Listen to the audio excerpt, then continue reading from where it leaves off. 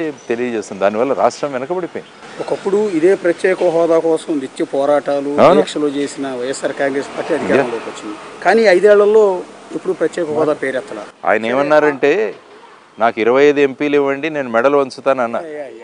కానీ మళ్ళా మొదటిసారి మీటింగ్కి వెళ్ళి రాగానే ఏమన్నారు, వాళ్లకు మనకన్నా ఎక్కువ మెజారిటీ వచ్చేసింది, వాళ్లకు 250 సీట్లు వచ్చింటే అప్పుడు మనం వాళ్ళని అడిగేవాళ్ళము, ఇప్పుడు అక్కడికి వెళ్ళి నేను సార్ సార్ సార్ అని ప్రతిసారి అడగాల్సి వస్తుంది అని అన్నా.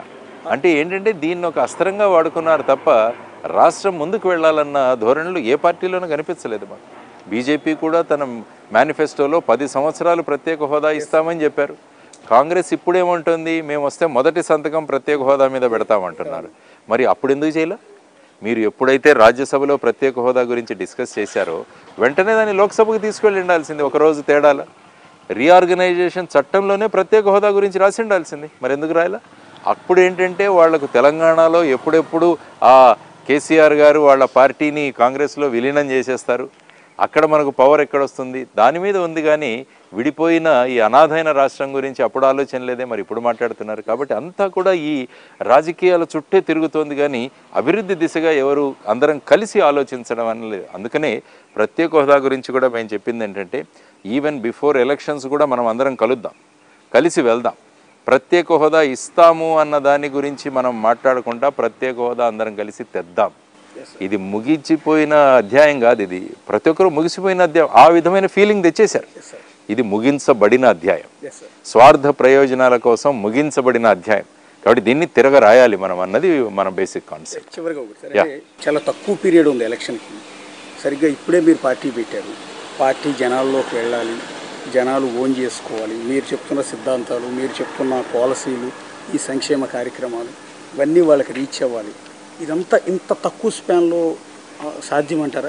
ఇప్పుడు ఏంటంటే బేసిక్గా ఇంతకుముందు మన ట్రెడిషనల్ మీడియా ఆధారపడాల్సి వచ్చేది. మన ట్రెడిషనల్ పేపర్స్ కానీ, ప్రింట్ కానీ, ఎలక్ట్రానిక్ మీడియా.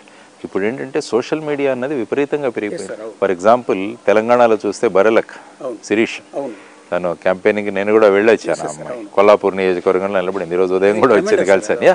అంటే ఆ అమ్మాయిని సోషల్ మీడియా ముందుకు తీసుకెళ్ళి ఆ అమ్మాయికి 5,700 ఓట్లు పడి ఉండొచ్చు, కానీ ఆలోచనలో మార్పు తీసుకొచ్చింది. కాబట్టి సోషల్ మీడియా అన్నది మీలాంటి న్యూట్రల్ మీడియాస్ ఏవైతే ఉన్నాయో వారందరి మీదే మా భరోసా. అంటే నేను అదే అడుగుతున్నాను. ఈ టైంలో యాక్చువల్లీ మీలాంటి సమాజానికి మంచి చేయాలి, ఏదో సంపాదించాలని కాకుండా మంచి చేయాలనే ఆలోచనతో వస్తున్న మీలాంటి వాళ్ళకి ఇప్పుడున్న మీడియా సపోర్ట్ ఉందా? నా ఉద్దేశం ఏంటంటే మీడియా కూడా ఆటోమేటిక్గా ఆ పార్టీ వైపో ఈ పార్టీ వైపో అనివార్యంగా చీలిపోవాల్సిన పరిస్థితి వచ్చింది, చీలిపోయాయి కూడా. ఈ మీడియా నుంచి నిజంగా మీకు సపోర్ట్ ఉందా? ఫ్రాంక్గా హోప్ చేస్తున్నాను. నేను ఎప్పుడైతే ప్రోగ్రామ్స్ పెడుతున్నానో వాళ్ళని రిక్వెస్ట్ చేస్తున్నారు. ఇప్పటి వరకు జరిగిన కార్యక్రమాలన్నీ కూడా కవర్ అయ్యాయి బాగానే. సోషల్ మీడియాలో కూడా ఉంది. మా తరపున మేము కూడా చిన్న సోషల్ మీడియా గ్రూప్ ఒకటి పెట్టుకుని మా ప్రమోషన్ మేము చేసుకుంటాం. సో చూద్దాం ఇది ఏ విధంగా వెళుతుందో. ప్రజలకు నచ్చాలి బేసిక్గా. అందుకనే ముఖ్యంగా అన్ని పార్టీల కన్నా ముందు మనం మేనిఫెస్టో తీసుకురావడం జరిగింది. ఈ మేనిఫెస్టో ఇందులో అనేక విషయాలు రాశాం. ఇందులో ప్రతిదీ కూడా మేనిఫెస్టో తీసుకొచ్చింది అంటే అగైన్ నేను చెప్పినట్టు ఇదంతా కూడా ప్రజల నుంచి వచ్చిన సలహాలు. సార్ ఇది ఉంటే బాగుంటుంది, ఇది ఉంటే బాగుంటుందని ఆల్మోస్ట్ 15-20 రోజుల క్యాంపెయిన్ తర్వాత మేము తయారు చేసాం. కాబట్టి ప్రజలు సజెస్ట్ చేసిన మేనిఫెస్టోనే ప్రజా మేనిఫెస్టో అని తీసుకువెళ్తున్నాం మేము. ప్రజలు ఆదరిస్తారని అనుకుంటాం, లేకుంటే ఈ ప్రయాణం ఉంది ఇంకా. అందుకనే అన్నాడు రాబర్ట్ ఫ్రాస్ట్ అంటాడు, the woods are lovely dark and deep and I have promises to keep.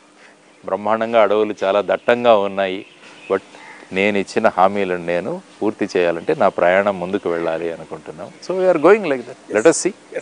Effort అయితే చేశాం కదా. రేపు పొద్దున నా మనవాళ్ళు మనవరాళ్ళు వచ్చి తాత నువ్వేం చేసావని అడగకూడదు.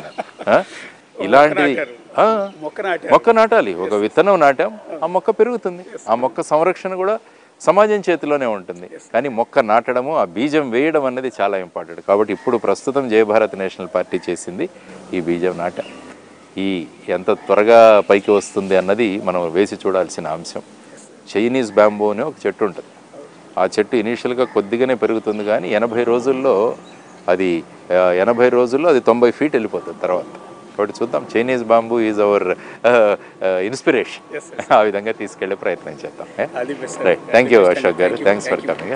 నమస్తే. జయభారత్ నేషనల్ పార్టీ మీకు ఎదురుగా కనిపిస్తోంది లక్ష్మీనారాయణ గారి ఫోటోతో సహా. చూడటానికి కలర్స్ అన్నీ కూడా భారత జాతీయ జెండా ఏదైతే ఉంటుందో ఆ జెండాకి రిజంబ్లెన్స్గా దగ్గరగా ఉండేది. చూడగానే ఈ జెండాను ఎక్కడో చూశానే అన్నట్టుగా ఆ పార్టీ జెండా కలర్స్ కూడా మనకు కనిపిస్తున్నాయి. ఆ చిన్న ఆఫీస్లో, అంత పెద్ద బిల్డింగ్లో ఒక ఫ్లోర్లో ప్రస్తుతం జయ భారత్ నేషనల్ పార్టీని లక్ష్మీనారాయణ గారు ప్రారంభించారు. సో ఇప్పుడు ఒక విత్తనం నాటాను, అది మొక్క అవుతుంది, ఆ తర్వాత మహానవుతుంది, పళ్ళిస్తుంది. సో ఇదంతా ఒక విజన్తో ప్రారంభించాము అన్నది ఆయన ఆలోచనగా చెప్తుంది. దానికి సంబంధించిన మేనిఫెస్టో కూడా ఆయన ఇక్కడికి రిలీజ్ చేశారు. చూద్దామని లక్ష్మీనారాయణ గారు ఏ విధంగా ప్రజల్లోకి వెళ్తారు, ప్రజలు ఏ విధంగా ఆ పార్టీని ఆదరిస్తారు అనేది. ఇది నేనే విజయవాడ నుంచి దేవి లక్ష్మీనారాయణ గారితో నేనే ఎమ్మెల్యే కార్యక్రమం, మరొక నాయకుడితో మరొక ఎమ్మెల్యే కార్యక్రమంలో